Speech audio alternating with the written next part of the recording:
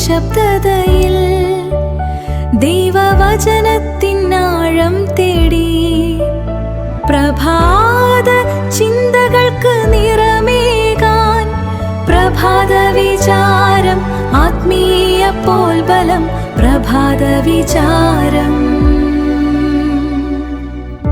അർദ്ധരാത്രി തൻ നിശബ്ദതയിൽ ദൈവവചനത്തിനാഴം തേടി പ്രഭാത ചിന്തകൾക്ക് പ്രഭാത വിചാരത്തിന്റെ ഏറ്റവും പുതിയ എപ്പിസോഡിലേക്ക് എല്ലാ പ്രിയപ്പെട്ടവർക്കും ഹൃദ്യമായ സ്വാഗതം.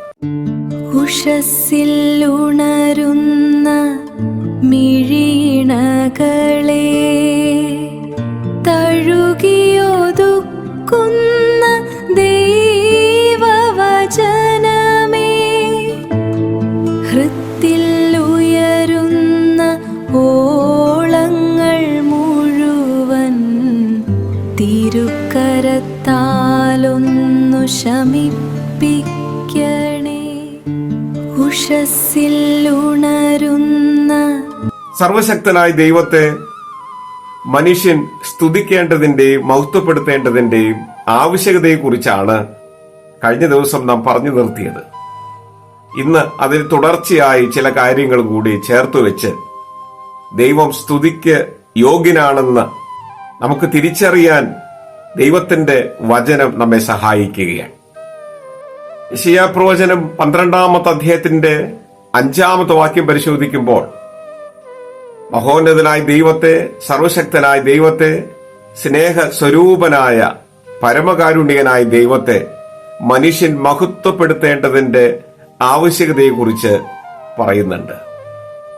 വചനം പറയുന്നു, സർവശക്തനായ ദൈവം പ്രവൃത്തികളിൽ ഉന്നതനാകയാൽ അവനെ നാം മഹത്വപ്പെടുത്തണം. ദൈവം തന്റെ പ്രവർത്തനങ്ങളിൽ നിറഞ്ഞു നിൽക്കുന്നു, നമ്മെ വിസ്മയിപ്പിക്കുന്നു. ആ വിസ്മയ കാരണമായ ദൈവത്തെ നമ്മുടെ ഹൃദയത്തിന്റെ ഉള്ളറകളിൽ നിന്ന് നന്ദി നിറഞ്ഞ വാക്കുകളോടെ മഹത്വപ്പെടുത്തി ജീവിക്കാൻ എനിക്ക് നിങ്ങൾക്ക് സാധിക്കണമെന്ന് ദൈവത്തിന്റെ വചനം ഓർമ്മപ്പെടുത്തുകയാണ്.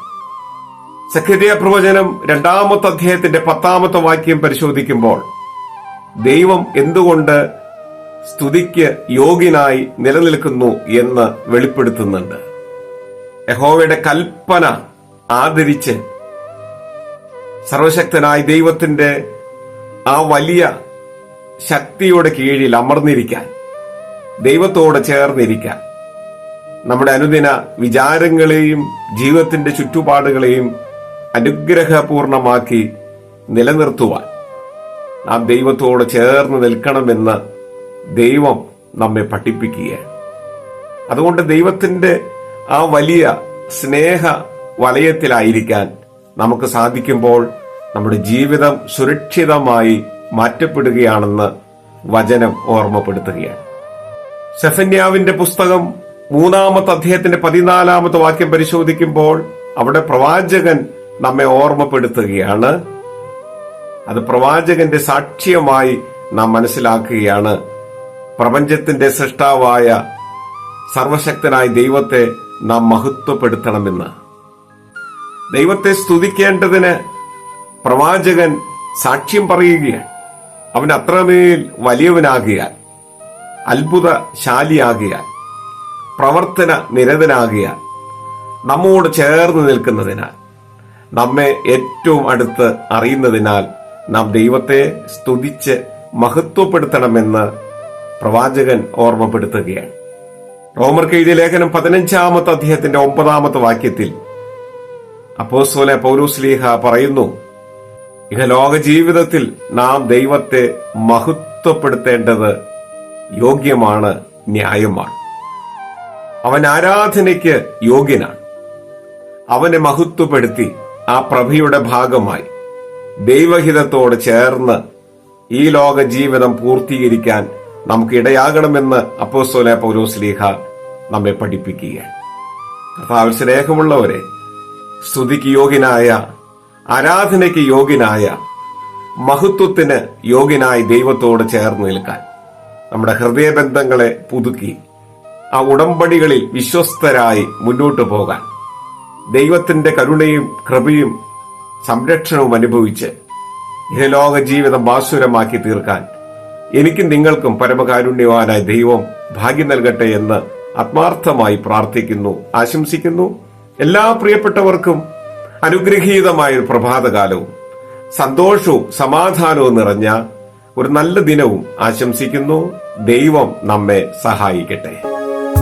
O Lord, bless my day, bless my morning thoughts and every moment.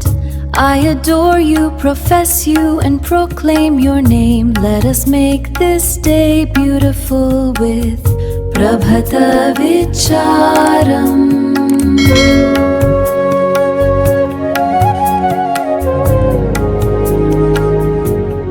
Oh Lord, bless my day, bless my morning moments and thoughts. I adore you, profess you, and proclaim you. Let's make this day beautiful with Prabhata Vicharam.